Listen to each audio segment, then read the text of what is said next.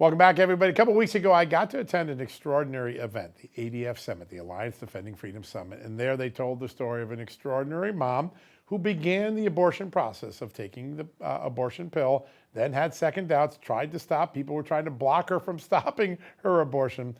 God blessed her. She had a beautiful baby girl. It's an amazing story, but it also brings up a major legal battle that's been playing out in the state of Colorado, which has tried to prevent doctors from providing any assistance to women who have doubts about the abortion they may have started with chemical drugs. Joining us now to bring us up to speed and a major legal victory that they've achieved is the Senior Counsel and Director of the Center for Conscience Initiatives at Alliance Defending Freedom, better known as ADF, Hal Frampton. Hal, great to have you on the show. Great to be here. You would think in a democratic state that says it's a pro-choice state that a woman who had chosen to stop her abortion process through abortion pills would be given that choice, but I guess we would be wrong in Colorado, right? So it would seem, but thankfully a federal court stepped in and at least on a preliminary basis struck down the abortion pill reversal ban and will allow doctors to provide that care going forward to women who want it. Yeah, big victory. Absolutely. So for those who oppose the availability or the use of this drug, what on earth is their reasoning? I mean, like John said, this is a choice. It's really puzzling because as you say, it just doesn't make any sense that when you've got a willing patient there saying that this is a medical treatment that she wants, that she knows what it does, she understands the minimal risks, then it's amazing for a state to say that she can't obtain that stuff. But the reality is it's safe, it's effective. There's absolutely no reason this shouldn't be available everywhere. Yeah, this is a big issue that ADF has helped work on, because in the era of cancel culture, one of the things that has happened is that the government has insinuated itself in the private relationship between healthcare providers and their patients. In this case, you had a nurse that was simply trying to provide the best medical care for her patient based on that patient's wishes, and the state was preventing that from happening. You represented the nurse. She told her story along with the mom at your summit. The patient-doctor relationship has taken a lot of intrusions in the last few years.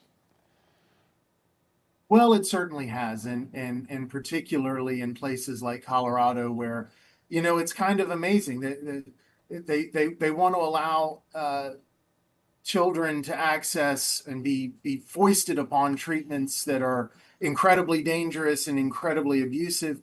But then you get a situation like this one where you've got something that's safe and effective, allows a woman to carry a child to term, and Colorado says no. I mean, the political agenda is on full display. Yeah, that it is. So I feel sure that the opposing side really exploited, as you called, the minimal risks. But what are the risks? Are there medical risks to the mom? Are there medical risks to the baby of reversing the abortion drug? Well, the primary thing at play is that it doesn't, like most things, it doesn't always work. It's something that you can try. It depends on the point at which the woman gets there and begins the process.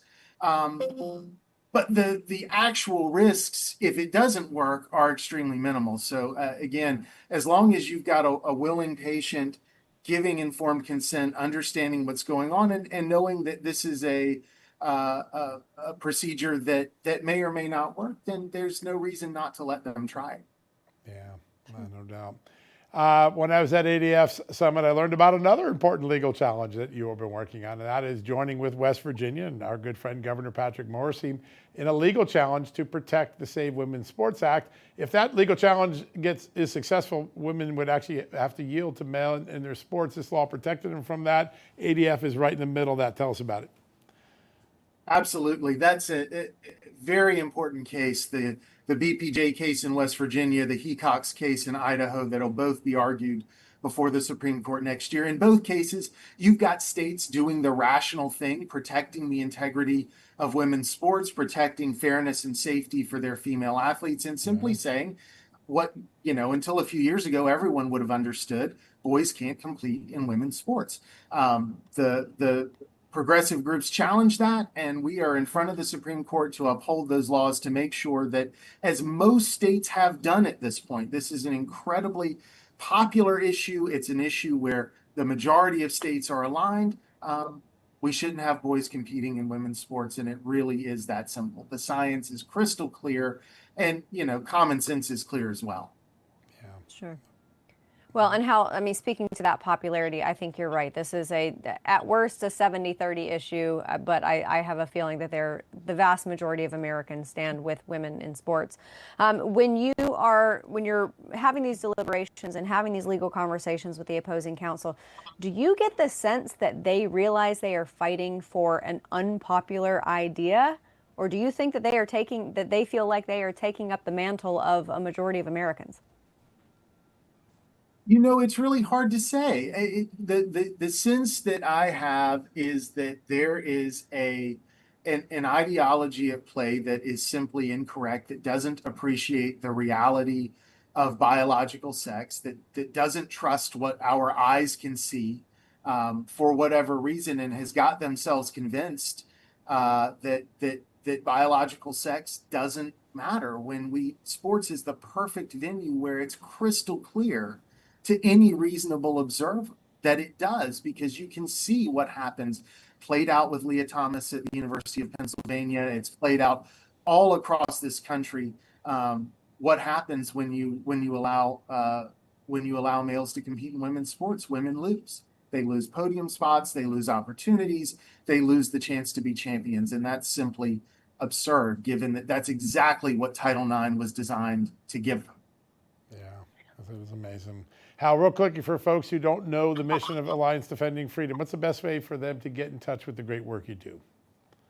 Absolutely. Our website is adflegal.org, and that has got links to all of our cases. You can see all of the work we're doing, and we'd love for everyone to visit and keep up. Yeah, as a journalist who's covered it, you have quite a winning streak going. Congratulations on that. A lot of great victories in the last couple of years for you. We'll have you back on again soon, Hal. Thanks so much for joining us today. Great segment. Great. All right, Thank folks, you. we're going to take a quick commercial break. When we come back, a couple of months ago, we did a special about helping people in Ohio who were injured by that terrible train wreck, that chemical spill, clean up their water. The gentleman who created that incredible water filter, so many of us donated to make that possible so Ohioans could get it. He's back on the case, this time in Texas, where the floods just struck. Nelson is going to be here in just a second. You're going to love what he's up to next. I'll have that right after the commercial break.